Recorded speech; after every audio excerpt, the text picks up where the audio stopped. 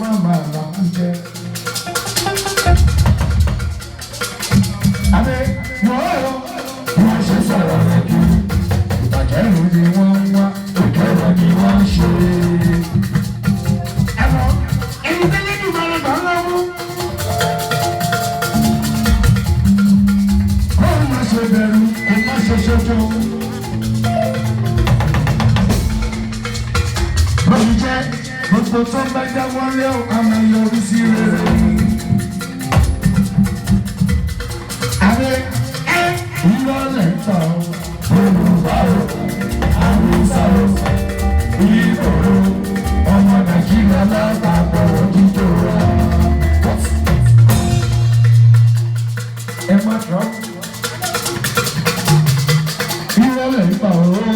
Yorùbá o, Haúsá o, Ìgbò o, ọmọ Nàìjíríà lápapọ̀ òjijì wa.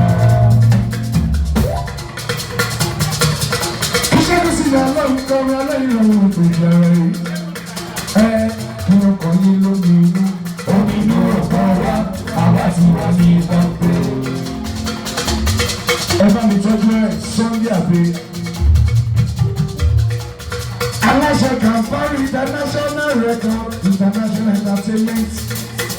Olùlọ́gbé mi jáde. Bàbá Bólú dọ́gọ́ta yàn fẹ́rẹ̀ olúwa.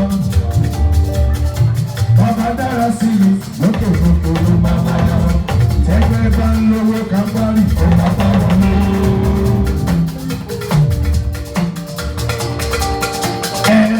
Tẹ́gbẹ́ bá ń lọ lọ́wọ́, ó máa bá wọn lọ́wọ́.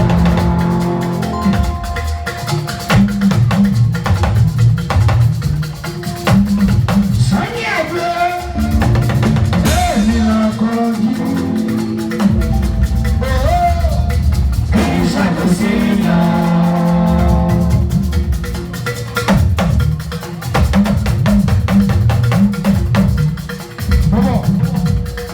Ọ̀tọ̀ lórí olówó, ọ̀tọ̀ lórí ọlọ́lá. Ọ̀tọ̀ lórí àpèsè nílé ayé. Kàǹfàrí orí àpèsè ló gbé wáyé.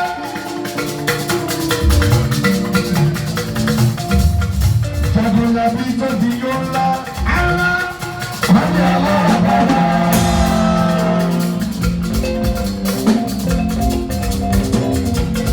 Bàbá bẹ́ẹ̀ tóbi yálà ọ̀la Kàǹfàrí wọ́n ní aláàbàrà. Wọ́n ní yálà o, wọ́n ní yálà o, alábàrà ògbó.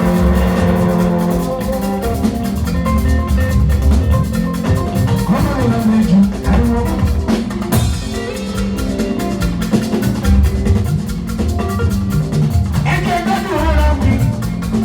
Sunday mama, Kàǹfàrí.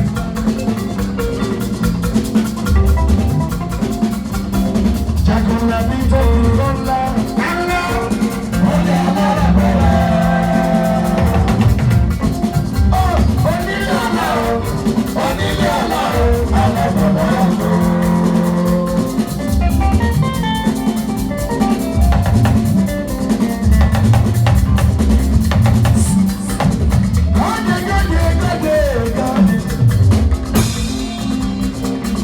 God, you know go come down to every man. Now you might be like your son, your body. Thank you, God, for your kindness. Thank you, Jesus, for your dancing food.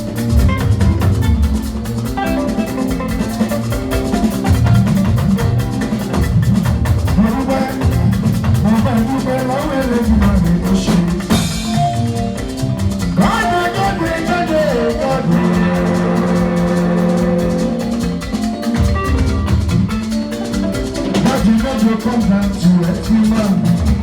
Now you might be by yourself, now God will use it.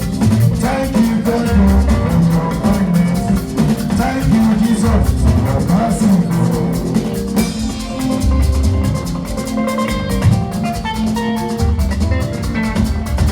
Ọjọ́ tó ti rí ẹgbẹ́ mi lè sọ̀rọ̀. Abẹ́ ẹ̀dá.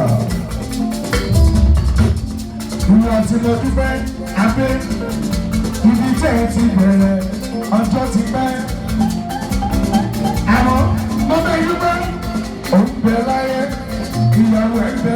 pẹ̀lú àlàáfíà ara.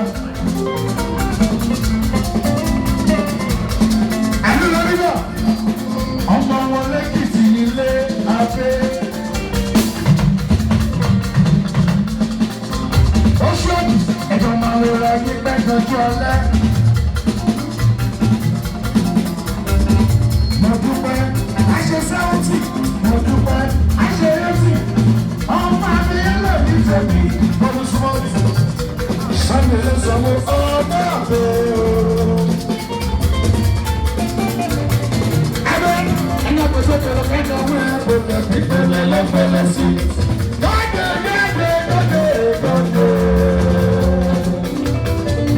Gbogbo tí ṣe ni o máa ṣe lọ, ọmọ yìí wà padà Sunday abẹ́. God, you know, go come down to everyone. Now you might be ourselves, my God will use. Thank you, God, for your kindness. Thank you, Jesus, for your mercy.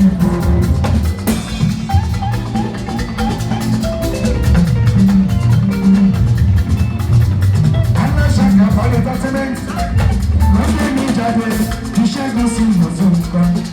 Elevation, you share one.